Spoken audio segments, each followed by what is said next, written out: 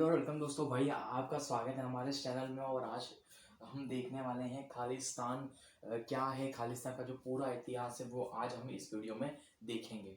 ठीक है। और देखें इससे पहले भाई आपने अभी तक हमारे चैनल को सब्सक्राइब नहीं किया तो प्लीज़ प्लीज़ जाके जल्दी से जल्दी जाके सब्सक्राइब कर देना। और पास में जो घंटी है ना, बेल आइकन, उसको भी प्रेस कर देना। इससे सबसे पहले जो वीडियो है आप हमारा जो वीडियो अपलोड होगा ना, सबसे पहले आप वीडियो देख पाएंगे। स्टार्ट करते हैं गाइस और हम देखते हैं खालिस्तान का इतिहास। देखो फर्स्ट हम देखते हैं खालिस्तान में कौन कौन से भारतीय देश आते हैं। ठीक है।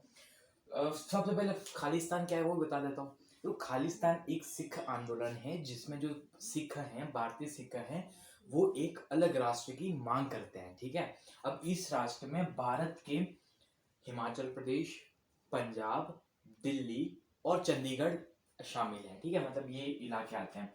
जैसे यहाँ पे देख रहे तो पंजाब, ठीक है, फिर यहाँ पे हिमाचल प्रदेश, फिर यहाँ पे दिल्ली, ठीक है, और फिर यहाँ पे चंडीगढ़। मतलब इतना इलाका, ये जो इलाका है ना, इतना इलाका आता है खालिस्तान में। ठीक है। इतना इलाका आता है खालिस्तान में। तो इसमें कुल कितने हैं? तो देखो हरियाणा नहीं है, पंजाब, हिमाचल प्रदेश, इसके बाद दिल्ली और चंडीगढ़, ये कुल चार जो राज्य हैं वो इसमें हैं। तो इसमें पंजाब हरियाणा अगर आप कहो तो हरियाणा नहीं है। ठीक है। तो ये इसमें आ जाते हैं। तो वो उनको क्या बोलते हैं, खालिस्तान कहते हैं कि ये जो हमारे जो राज्य मिलके खालिस्तान हमको राष्ट्र दे दो। ठीक है। तो हमने खालिस्तान कौन कौन से राज्य आते हैं वो भी देख लिए और खालिस्तान किसको कहते हैं वो भी देख लिया। अब खालिस्तान का अर्थ क्या है? ठीक है। खालिस्तान का अर्थ है खालसे की सरजमी या खालसे की भूमि। ठीक है। जिसका अर्थ है, खालिस्तान का अर्थ है, खालिस का अर्थ है खालसा, ठीक है, और स्थान का अर्थ है सरजमी या भूमि। ठीक है। खालिस्तान की भूमि। तो अब हम समझ लेते हैं खालिस्तान का सर्वप्रथम प्रयोग या सर्वप्रथम इसकी मांग कब उठाई गई। और खालिस्तान का सबसे पहले जो जिक्र था ना, वो 1940 में खालिस्तान नामक किताब में किया गया था। जिसका खालिस्तान का सबसे पहले जिक्र खालिस्तान नामक किताब में किया गया था। इसके बाद 1947 में जब भारत आजाद हुआ था तब भी खालिस्तान की मांग रखी गई थी। हुआ था ये 1984 से 1995 तक। ये वो अपने चरम तक पहुंच, मतलब बहुत ज्यादा उग्र हो चुका था। पूरे मतलब भारत में सबसे ज्यादा उग्र हो चुका था ये आंदोलन। ठीक है। तो अब हम देख लेते हैं कि 1947 को जब भारत आजाद हुआ तब भी खालिस्तान की मांग रखी गई थी, बट ये मांग मानी नहीं गई। इसके बाद 1947 के बाद जो भारतीय राज्य पंजाब, ठीक है ना, पंजाब है, तो पंजाब में ये जो आंदोलन था वो बहुत ज्यादा फला फूला, मतलब बहुत ज्यादा फला। ठीक है। किसके सहायता से? पाकिस्तान की सहायता से। देखो भारत में कुछ भी होगा ना, उसमें 90% योगदान देने वाला ये पाकिस्तानी है। ठीक है। उनके कुछ काम तो रहता है नहीं, सिर्फ और सिर्फ एक ही काम रहता है कि भारत में जो भी आंदोलन हो रहा है उनको हवा देने की काम करता है कि भाई हाँ, लड़ाई करो। ठीक है। उनको क्या है, मजा आता है ऐसे। अगर ये खालिस्तान बन गया ना, इनको सबसे ज्यादा हेल्पफुल इनको ही होगा। ठीक है। तो पाकिस्तान ने क्या किया, इसको हवा देने का काम किया कि और आंदोलन करो, और आंदोलन करो। धीरे धीरे धीरे धीरे धीरे 1980 के दशक तक ये जो आंदोलन था ना, अपने चरम तक पहुंच चुका था। बहुत ज्यादा, मतलब बहुत ज्यादा हिंसक रूप ले चुका था। अब खाली उनको थोड़ी सी आहट देने की जरूरत थी, और थोड़ी सी दे दी ना आहट, हवा दे दी ना, भाई खत्म। ठीक है। बहुत ज्यादा उग्र हो जाता। तो 1984 को 1984 को ये जो आंदोलन था ना, बहुत ज्यादा उग्र हो गया। उसने स्वर्ण मंदिर और बहुत सारे जो गुरुद्वारे थे उन पे अपना अतिक्रमण कर दिया। पूरे पंजाब में अपना अतिक्रमण कर दिया। हिमाचल प्रदेश के कुछ क्षेत्रों को अपना अतिक्रमण कर दिया। और वो खालिस्तान का डिक्लेयर करने वाले थे कि खालिस्तान देश आजाद हो गया है। इससे पहले भारतीय सेना को एक्शन तो लेना था। भारतीय सेना और तत्कालीन प्राइम मिनिस्टर इंदिरा गांधी जी ने भारतीय सेना को कह दिया कि आप कुछ भी एक्शन लीजिए और ये आंदोलन को खत्म करिए। तो भारत के जो तत्कालीन जनरल थे, बुलबुल बराड़ ने एक्शन लिया। बुलबुल बराड़ ने इसके 4 ऑपरेशन चलाए। फर्स्ट ऑपरेशन चलाया ऑपरेशन ब्लू स्टार। आपने बहुत ज्यादा सुना होगा ऑपरेशन ब्लू स्टार, बहुत ज्यादा फेमस ऑपरेशन था। Operation blue star, operation wood rose, operation black thunder first, operation black thunder second. इस प्रकार से कुछ 4 अभियान इनको खदेड़ने के लिए चलाए गए। और बहुत काफ़ी हद तक ये आंदोलन ये जो ऑपरेशन थे कारगर हुए, और 1995 तक ये जो आंदोलन था बिल्कुल ख़त्म हो चुका था। ठीक है, बिल्कुल, मतलब सिखों की लगभग आधी से भी मतलब ज़्यादा आबादी जो थी उससे ध्यान हटा चुकी थी, इस आंदोलन से ध्यान हटा चुकी थी, और ये आंदोलन 1995 तक बहुत ज़्यादा शांत हो चुका था। अब हम देख लेते हैं कि अब शांत तो हो गया था। अब इस होते ही मतलब शांत तो हो गया था, 1995 तक बहुत ज़्यादा शांत हो गया था।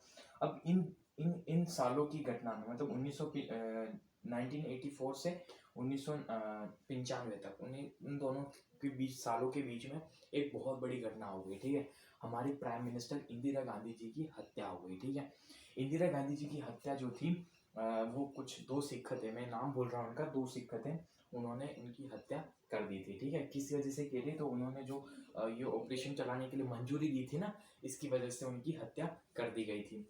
तो अब हमने देख लिया कि खालिस्तान क्या था, खालिस्तान की मांग क्यों करते हैं, खालिस्तान के कौन कौन से स्टेट आते हैं वो हमने देख लिया। 1971 को हमको सबको पता है कि भारत पाकिस्तान का युद्ध हुआ था, तब भारत जीत चुका था।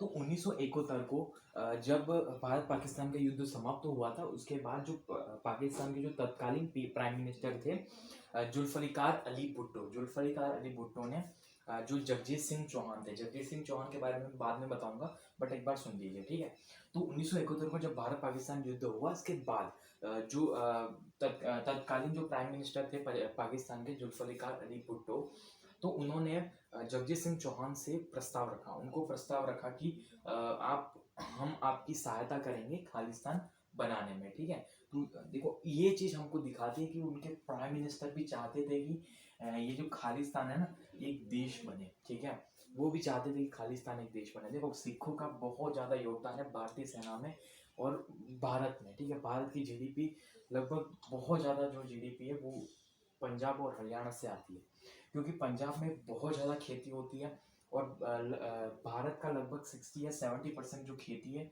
वो पंजाब और हरियाणा में होती है। ठीक है, और वो चाहते थे कि पंजाब जो है ना स्वतंत्र हो जाए। ठीक है, स्वतंत्र हो जाएगा तो भारत पे बहुत ज़्यादा प्रभाव पड़ेगा इसका। अब और क्या है, भारत के जो भारतीय सेना है ना, उसमें सिखों का बहुत ज़्यादा दबदबा है। ठीक है, अगर हम देखें आज की भारतीय सेना, जो चीन है ना, वो भारतीय सेना के सिखों से बहुत ज़्यादा डरता है। ठीक है, वो जो है ना भारतीय सेना के मतलब कितने हैं सिख, वो काउंट करवाता है। मतलब भारतीय सेना में कितने सिख हैं, 4 लाख है, 5 लाख है, 6 लाख है, वो काउंट करवाता है चाइना कि कितने सिख हैं भारतीय सेना में। तो कितना मतलब बहुत ज़्यादा जो है चाइना है, चीन के जो लोग हैं वो सिखों से बहुत ज़्यादा डरते हैं। ठीक है, तो बहुत ज़्यादा एडवांटेज थे कि पाकिस्तान को, कि अगर सिखा मतलब उनका अलग देश हो जाए तो पाकिस्तान को बहुत ज़्यादा एडवांटेज थे, और भारत बहुत ज़्यादा मतलब नुकसान हो जाता भारत का।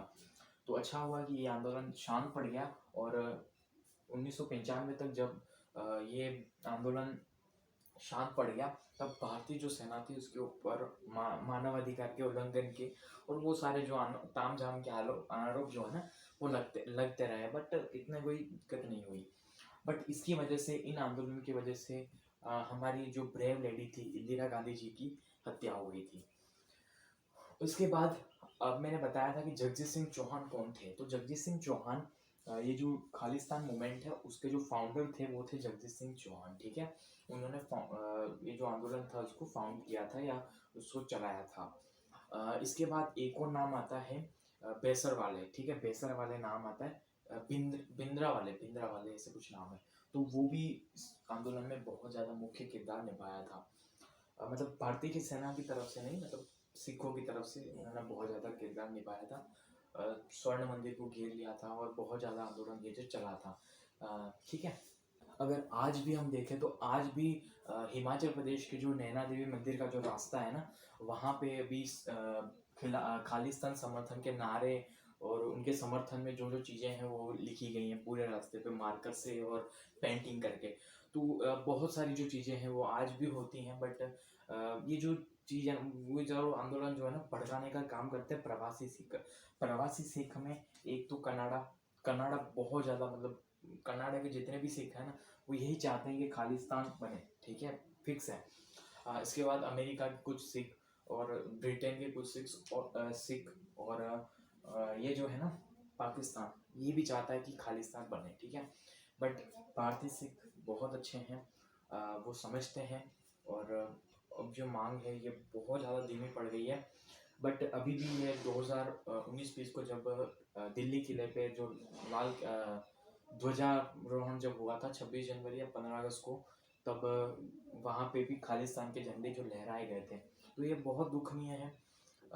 ये अपने मतलब भारतीय एकता के बहुत ज़्यादा दाग हैं और ये चीज़ें नहीं होनी चाहिए। बट चलो ठीक है, अब भी ये मांग बहुत ज़्यादा धीमी पड़ गई है और उम्मीद करते हैं कि ये मांग धीरे धीरे धीमी पड़ जाए और पंजाब जो है वो भारत का अहम हिस्सा है, था और रहेगा। हिमाचल प्रदेश भी अहम हिस्सा है और था और रहेगा, ठीक है। तो आज हमने देख लिया खालिस्तान के बारे में। नेक्स्ट वीडियो में दूसरे चीज़ के बारे में देखेंगे और हम इसी तरीके से वीडियो जो है करंट अफेयर से रिलेटेड वीडियो लाते रहते हैं, इतिहास से रिलेटेड वीडियो लाते रहते हैं। और हमने अभी सीरीज स्टार्ट की है ज्योग्राफी की, राजस्थान की।